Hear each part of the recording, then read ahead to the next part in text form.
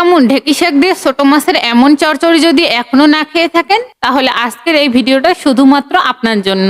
অনেকেই ভাবেন সাধারণ উপকরণ দিয়ে অসাধারণ রান্না হয় না, কিন্তু আজকের এই ভিডিওতে আমি আপনাদের সমস্ত ধারণা বদলে দেব। ঢেঁকি শাক আর ছোট মাছের নিখুঁত মিশ্রণে তৈরি হবে এমন এক চচ্চড়ি, যার প্রতিটি লোকমায় থাকবে অসাধারণ স্বাদের ছোঁয়া।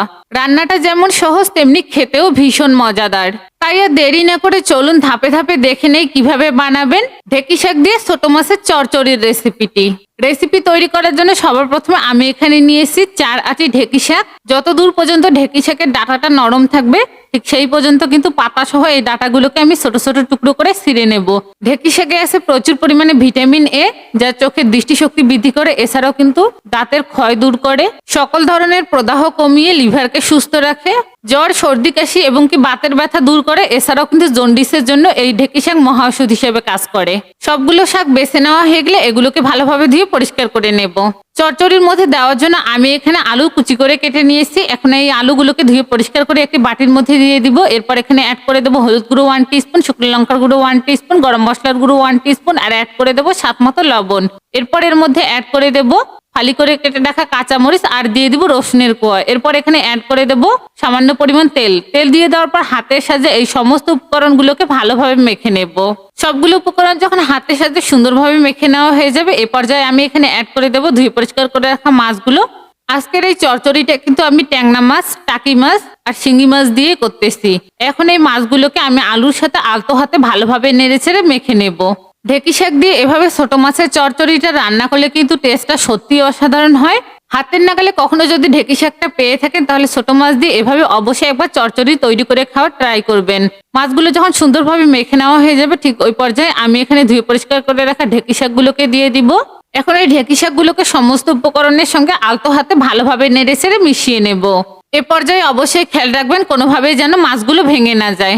সবগুলো উপকরণ ভালোভাবে মেখে নেওয়া হয়ে গেলে এগুলোকে একটা সাইডে রেখে দেব। এখন চুলাতে একটি কড়াই বসিয়ে এতে আমি দিয়ে দিব তেল, আর তেলগুলো গরম হয়ে গেলে এখানে আমি অ্যাড করে দেব 1 কাপ পেঁয়াজ কুচি। এখন এই পেঁয়াজ কুচিগুলোকে নেড়ে ছেড়ে হালকা ব্রাউন কালার করে ভেজে নেব। পেঁয়াজগুলোকে একেবারে ব্রাউন কালার করে ভেজে নিতে যাবেন না, তাহলে কিন্তু টেস্টটা ভালো হবে না। পেঁয়াজ কুচিগুলো হালকা করে ভেজে নেওয়া হয়ে গেলে এখানে ম্যারিনেট করে রাখা সমস্ত উপকরণগুলোকে দিয়ে দিব। এরপর খুন্তির সাহায্যে আলতো হাতে নেড়ে ছেড়ে এগুলোকে একটু উল্টে পাল্টে দেব। এ পর্যায়ে কিন্তু কোনো প্রকার পানি ব্যবহার করা যাবে না। শাক থেকে যে পানিটা বের হবে, এই পানির মধ্যে কিন্তু চচ্চড়িটা হয়ে আসবে। ভালোভাবে মেশানো হয়ে গেলে ঢাকনা দিয়ে ঢেকে দিলাম। কিছুক্ষণ পর ঢাকনা তুলে নিলাম। ঢাকনা তুলে নেওয়ার পর এগুলোকে নেড়ে ছেড়ে একটু উল্টে পাল্টে দিচ্ছি। ভালোভাবে নেড়ে ছেড়ে উল্টে পাল্টে দেওয়া হয়ে গেলে এগুলোকে আবারও ঢাকনা দিয়ে ঢেকে দেবো পারফেক্ট ভাবে সেদ্ধ হওয়ার জন্য।